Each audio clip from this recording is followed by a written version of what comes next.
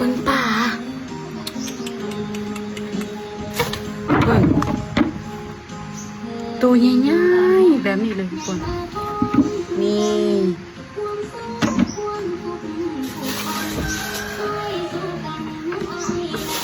นี่อีกพวกหนึ่งเนาะ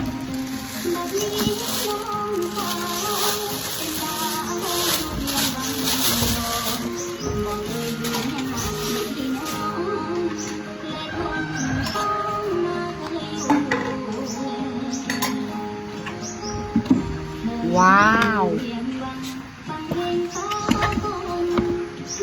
ปลาขิงคนนี่อันนี้ปลาขิงไหมตัวบ้ากใหญ่นี่พี่น้องนี่มีตัวใหญ่เนาะมือสิให้แบบนี้